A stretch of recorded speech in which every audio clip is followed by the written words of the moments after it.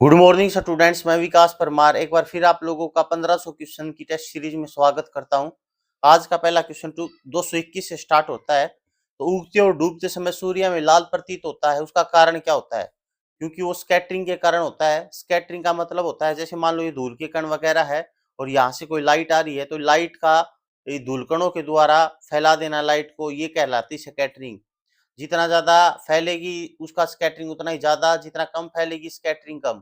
और जो कम फैलती है, इसका मतलब स्कैटरिंग कम है, तो इसका मतलब उसका डिस्टेंस ज्यादा होगा। तो उगते और डूबते समय सूर्य में लाल प्रतीत होता है क्योंकि उसकी स्कैटरिंग रेड कलर की क्या होती है, सबसे कम। ठीक है। और आकाश का रंग नीला दिखाई देना, ये भी स्कैटरिंग के कारण ही होता है। और अगर मैं आप लोगों से कहता हूं कि खतरे के निशान का लाल रंग दिखाई देना, ये भी स्कैटरिंग के कारण होता है। लेकिन अगर क्वेश्चन आ जाए कि उगते और डूबते समय सूर्य हमें ओरिजेंटल पे क्यों दिखाई देता है, क्षितिज पे दिखाई देना, वो प्रकाश के अपवर्तन के कारण, उसका एग्जाम आंसर दोगे आप लोग। ठीक है। और ये जो स्कैटरिंग ऑफ लाइट होती है ना, ये प्रकाश के मतलब रेले के सिद्धांत पर काम करता है। रेले का सिद्धांत क्या कहता है? रेले का सिद्धांत कहता है कि स्कैटरिंग जो होती है ना, वो इनवर्सली प्रोपोर्शनल टू तरंग दैर्घ्य का स्क्वायर की होती है। ये पॉइंट याद रखना, ये होता है रेले का नियम। Scattering inversely proportional to lambda square, बोले तो तरंग दैर्घ्य का स्क्वायर।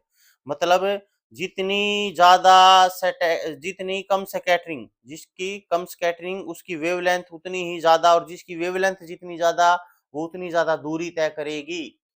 ठीक है। इसलिए रेड कलर ज्यादा दूरी तय करेगा, याद रखना इस पॉइंट को। अगला क्वेश्चन, इंद्रधनुष में कितने रंग होते हैं? तो इंद्रधनुष में आप लोगों को पता है कि 7 रंग होते हैं। इंद्रधनुष का बनना किस किस प्रोसेस के कारण होता है? 4 घटनाएं याद रखना इंद्रधनुष के अंदर। एक तो परावर्तन याद रखना, एक अपवर्तन याद रखना, एक टोटल इंटरनल रिफ्लेक्शन पूर्ण आंतरिक परावर्तन याद रखना, एक वर्ण विक्षेपण याद रखना, डिस्पर्शन ऑफ लाइट।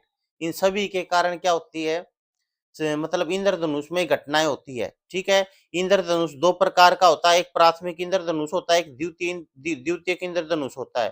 प्राथमिक इंद्रधनुष में याद रखना कि 2 बार तो होगा अपवर्तन, 2 बार क्या होता है, अपवर्तन। और एक एक बार होता है परावर्तन। 2 बार अपवर्तन और 1 बार परावर्तन, और उसके बाद फिर वर्ण विक्षेपण होता है, तो प्राथमिक इंद्रधनुष होता है। और द्वितीयक इंद्रधनुष के अंदर 2 बार तो अपवर्तन रहेगा, 2 बार परावर्तन रहेगा, और उसके बाद वर्ण विक्षेपण होगा। अच्छा, एक पॉइंट को ध्यान रखना, प्राथमिक इंद्रधनुष के अंदर जो है वो लाल रंग जो होता है वो किनारे पर होता है, रेड कलर। ठीक है, रेड कलर किनारे पे होता है, नीचे की साइड में फिर विबग्योर हो जाए, वोलेंट हो जाएगा। और द्वितीयक कलर में ऊपर यहाँ पे जो किनारे की तरफ कौन सा होगा, बैंगनी कलर होगा बाहर की साइड में। ठीक है। उसके बाद अगले क्वेश्चन के ऊपर आता हूँ। पृथ्वी उपग्रह, पृथ्वी भूशितिर उपग्रह की पृथ्वी से ऊंचाई कितनी होती है? तो 36,000 किलोमीटर की ऊंचाई पर प्रक्षेपित किए जाते हैं ये। ठीक है। एक चीज का ध्यान रखना, इनका जो परिक्रमण काल होता है, इन उपग्रहों का, सैटेलाइट्स का जो परिक्रमण काल बोले तो रिवोल्यूशन काल जो होता है, वो पृथ्वी के रोटेशन काल के बराबर होता है। और पृथ्वी का रोटेशन होता है लगभग 24 घंटे का। एग्जैक्ट बोलूं तो 23 घंटे 56 मिनट 4 सेकंड का होता है। और पृथ्वी का रिवोल्यूशन काल होता है 365 दिन और 6 घंटे का।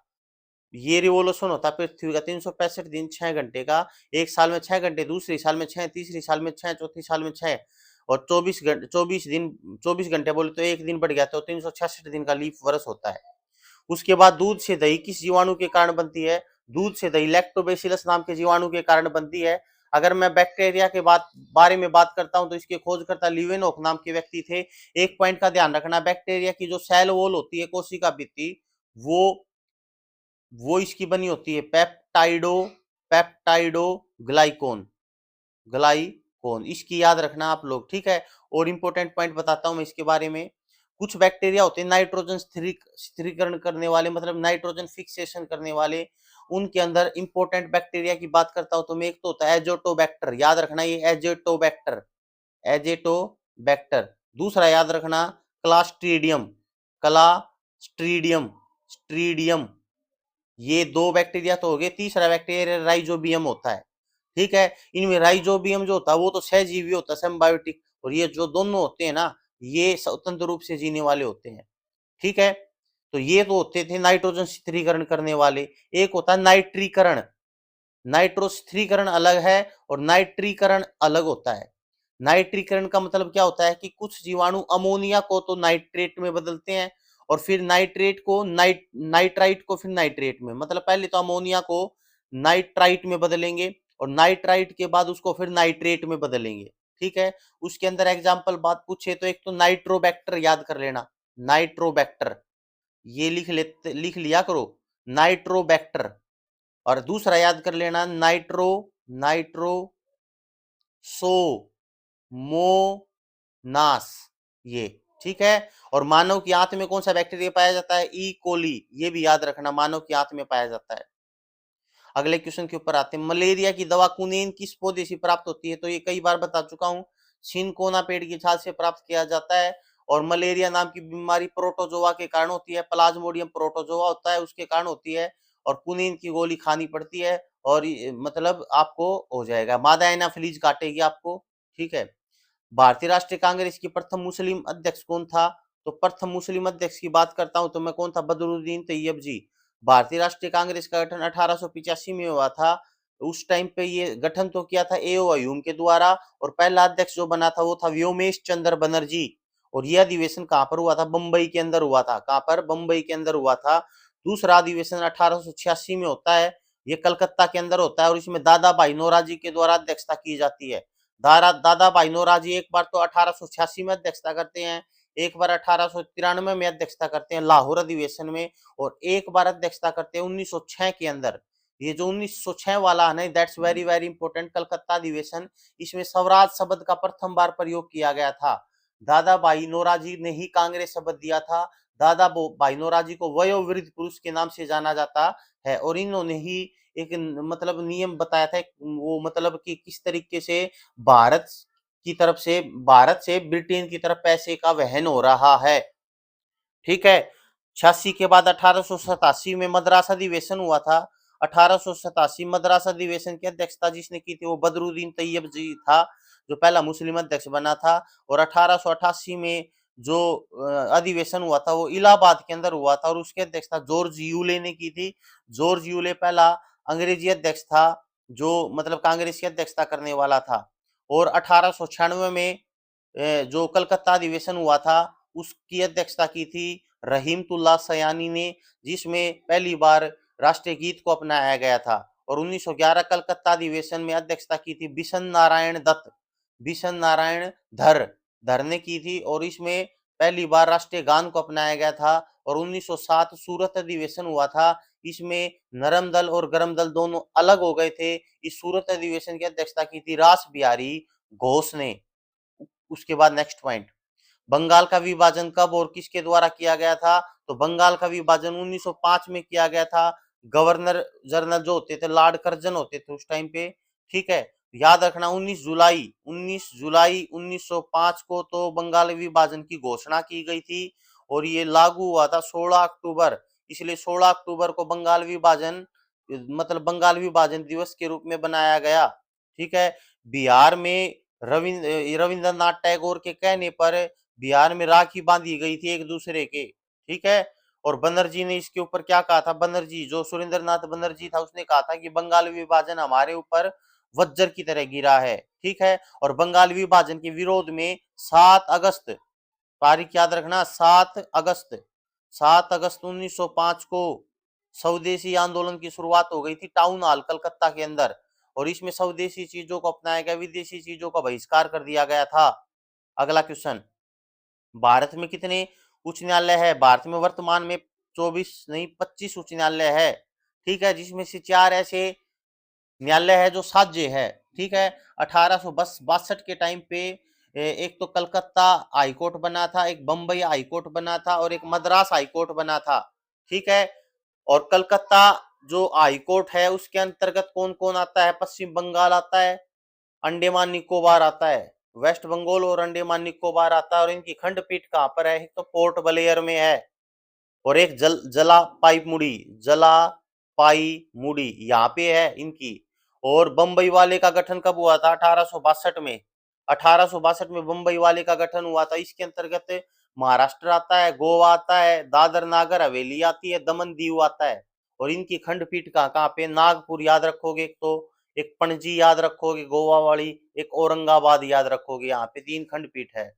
और 1862 में ही आपका मद्रास हाईकोर्ट बना था, और मद्रास हाईकोर्ट के अंतर्गत काम करता तमिलनाडु और पुडुचेरी, ठीक है। और इनकी खंडपीठ है मदुरई में, ये याद रखना। और एक गुवाहाटी हाईकोर्ट भी याद रखना, गुवाहाटी हाईकोर्ट बना था 1948 के टाइम पे, और ये इसके अंतर्गत असम, नागालैंड, मिजोरम और अरुणाचल प्रदेश काम करते हैं, और इनकी खंडपीठ है कोहिमा, आइजोल, ईटानगर के अंदर, ठीक है। और केरल वाले का गठन हुआ था 1956 के अंदर, और इसमें इसके अंतर्गत केरल और लक्षद्वीप काम करते हैं, ठीक है। और आर्टिकल 214 क्या कहता है, प्रत्येक राज्य का एक उच्च न्यायालय होगा, इंपोर्टेंट पॉइंट है 214, प्रत्येक राज्य का एक हाईकोर्ट होगा। और 231 क्या कहता है, 2 या 2 से अधिक राज्यों के लिए एक हाईकोर्ट भी बन सकता है, ठीक है। अगले क्वेश्चन की तरफ बढ़ता हूं, क्वेश्चन नंबर नेक्स्ट। प्रथम लोकसभा अध्यक्ष कौन था, प्रथम लोकसभा अध्यक्ष था जीवी मावलकर। पहली बार आम चुनाव कब हुए थे, 1951-52 के टाइम पे, और प्रथम अध्यक्ष बनाया गया था जीवी मावलकर को। और प्रथम उपाध्यक्ष की बात करूं तो याद रखना अनंत शयनम अयंगर, अयंगर अयंगर याद रख लेना आखिरी के अंदर। उसके बाद भारत के प्रथम गृह मंत्री कौन थे, तो सरदार वल्लभ भाई पटेल इज द भारत का पहला गृह मंत्री, ठीक है। और अगर आप लोगों से खाद्य एवं कृषि मंत्री पूछे, खाद्य एवं कृषि मंत्री बताओगे नेहरू को, रेलवे एवं परिवहन मंत्री बताओगे जॉन मथाई को, विधि मंत्री बताओगे अंबेडकर को, रक्षा मंत्री बताओगे बलदेव सिंह को, और शिक्षा मंत्री बताओगे मौलाना आजाद को। अगले क्वेश्चन की पर बढ़ता हूं मैं।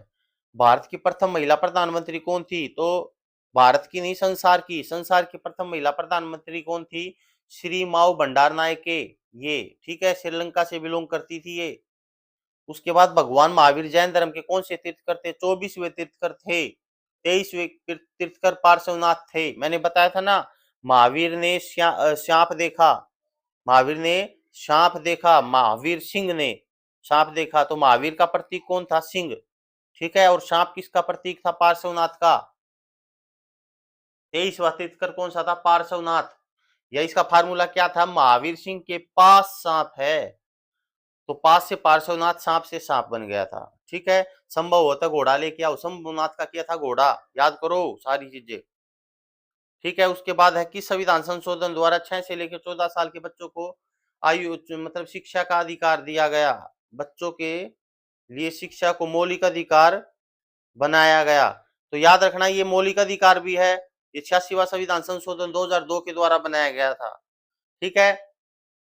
मौलिक अधिकारों के बारे में भाग 3 में बताया गया, अनुच्छेद 12 से लेकर 35 में बताया गया है, मौलिक अधिकारों को अमेरिका से लिया गया है, ठीक है। मौलिक अधिकारों में संशोधन करने की शक्ति संसद के पास है, मौलिक अधिकारों का प्रोटेक्शन जो करता है वो सुप्रीम कोर्ट करता है, मौलिक अधिकारों को निलंबित राष्ट्रपति कर सकता है।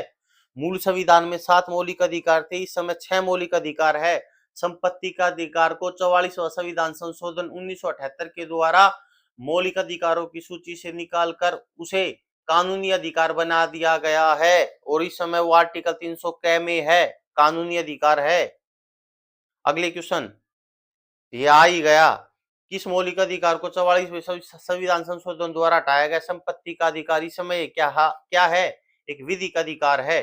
हर्षवर्धन को किसने पराजित किया था, हर्षवर्धन क्या था कि भारत में ऊपर की साइड में बढ़िया तरीके से शासन करके नीचे की साइड में नर्मदा की साइड में अटैक करने के लिए जा रहा था, तो वहां पे पुलकेशिन ने इसका घने बुंडे मारे। पुलकेशिन जो था, पुलकेशिन सेकंड था ये, पुलकेशिन सेकंड चालुक्य शासक था ये, इसने हर्षवर्धन को हरा दिया था। अगला क्वेश्चन, संयुक्त राष्ट्र जनरल असेंबली की अध्यक्षता करने वाली प्रथम महिला कौन थी, विजय लक्ष्मी पंडित। पहली जैन परिषद कहां पर आयोजित की गई, पाटलिपुत्र के अंदर। ये पहली जो जैन संगीति थी वो 320 से 300 ईस्वी पूर्व में बनाई गई थी, पाटलिपुत्र में हुई थी, ठीक है। और इसकी अध्यक्षता करी थी सतुल भद्र ने, ठीक है, सतुल भद्र ने अध्यक्षता की थी। लेकिन भद्रबाहु ने, एक भद्रबाहु नाम का आदमी था, इस संगीति में उसने 12 अंग नाम की पुस्तक लिखी थी। और दूसरी संगीति हुई थी 600 ईस्वी पूर्व, बल्लभी गुजरात के अंदर हुई थी, और इसमें अध्यक्षता की थी देवादि श्रवण ने, देवादि श्रवण। और इसमें 12 उप अंग नामक पुस्तक लिखी गई थी, ये पॉइंट याद रखना आप लोग, ठीक है। तो आज के लिए नहीं, थोड़ा सा और पढ़ लेते हैं, कोई दिक्कत नहीं है। मेगास्थनीज ने भारत समाज को कितनी श्रेणियों में बांटा? 7 श्रेणियों में। ठीक है, मेगास्थनीज सेल्यूकस निकेटर का राजदूत था। ठीक है, बहुत बढ़िया। किस वायसराय के शासनकाल में दिल्ली दरबार में रानी विक्टोरिया को केसर हिंद की उपाधि दी गई? दिल्ली दरबार 3 बार आयोजित किया गया था। एक बार 1877 में, दूसरी बार 1903 में और तीसरी बार जो 1911 में आयोजित किया गया था। 1877 में जब आयोजित किया गया था, लॉर्ड लिट्टन थे गवर्नर जनरल, और 1903 में लॉर्ड कर्जन थे, और 1911 में लॉर्ड होर्डिंग द्वितीय थे। 1911 में राजधानी दिल्ली से मतलब कोलकाता से दिल्ली स्थानांतरित करने की घोषणा की गई थी। उसके बाद अगला क्वेश्चन, मानव शरीर में विटामिन ए कहाँ संचित होता है? तो लीवर के अंदर। Liver is the largest internal organ of your body and largest organ of your body is skin. 1.5 से 2 किलोग्राम के मध्य वजन होता है। सबसे ज्यादा पुनरुद्भवन की क्षमता लीवर में होती है। बाइल जूस का फॉर्मेशन लीवर में होता है। बाइल जूस इकट्ठा गाल ब्लैडर में होता है। गाल ब्लैडर में पथरी बनती है कोलेस्ट्रॉल की। और बाइल जूस काम कहां पर करता है? स्मॉल इंटेस्टाइन के अंदर। ठीक है, उसके बाद विटामिन सी का सबसे अच्छा स्रोत आंवला होता है। ठीक है, विटामिन सी का केमिकल नेम एस्कॉर्बिक एसिड, ए का रेटिनोल, बी1 का थाइमीन, बी2 का राइबोफ्लेविन, बी3 का नियासिन, बी5 का पेंटेथोनिक एसिड, बी6 का पायरिडोक्सिन, बी9 का फोलिक एसिड, बी12 का साइनोकोबालामिन, डी का कैल्सीफेरोल, ई का टोकोफेरोल, के का फ्लिक्विनोन। कर लो याद। हृदय की धड़कन को नियंत्रित करने के लिए निम्न में से कौन सा खनिज आवश्यक है? याद रखिए पोटेशियम। पोटेशियम की वैल्यू मेरे ख्याल से 5 थी, 7 थी होता है, 5 से 7, 7 तो ऊपर जाती 7 है। अटैक आने का खतरा बढ़ जाता है। तो आज के लिए इतना ही, मिलते एक ब्रेक के बाद, तब तक दुआओं में याद रखना। धन्यवाद।